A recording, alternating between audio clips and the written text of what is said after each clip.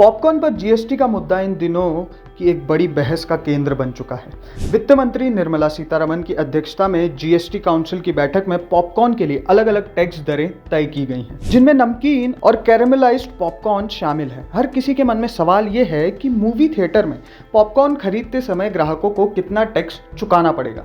Popcorn पर tax दरें इसकी प्रकार और बिक्री के तरीके पर निर्भर करती हैं। मूवी थिएटर में लूज रूप में खरीदा गया पॉपकॉर्न सस्ता विकल्प है। अगर आप कैरेमल पॉपकॉर्न के शौकीन हैं तो आपको अधिक टैक्स देने के लिए तैयार रहना होगा। मूवी थिएटर में पॉपकॉर्न आमतौर पर लूज रूप में बेचा जाता है, जो इसे कम टैक्स दायरे में लाता है। थिएटर में लूज रूप में बेचा जाने वाला पॉपकॉर्न रेस्टोरेंट की तरह 5% जीएसटी के तहत आता रहेगा। हालांकि अगर पॉपकॉर्न और मूवी टिकट को एक साथ बेचा जाता है तो इसे संयुक्त आपूर्ति माना जाएगा और टैक्स दर मूवी टिकट की मुख्य आपूर्ति के आधार पर तय होगी। यानी आपको मूवी टिकट के साथ पॉपकॉर्न नहीं खरीदना है। ऐसा किया तो करीब 6 गुना ज़्यादा जीएसटी चुकाना होगा। जीएसटी काउंसिल ने अपनी हालिया बैठक में कहा था, अगर नमक वाला पॉपकॉर्न पैकेट में पैक करके लेबल लगाकर बेचा जाता है तो उस पर 12% दर से जीएसटी लगेगा। अब अगर आप दुकान में मिलने वाला कंपनियों का लेबल लगाकर पॉपकॉर्न खरीदेंगे तो ये आपको महंगा पड़ेगा। इस पर 12% जीएसटी लगेगा।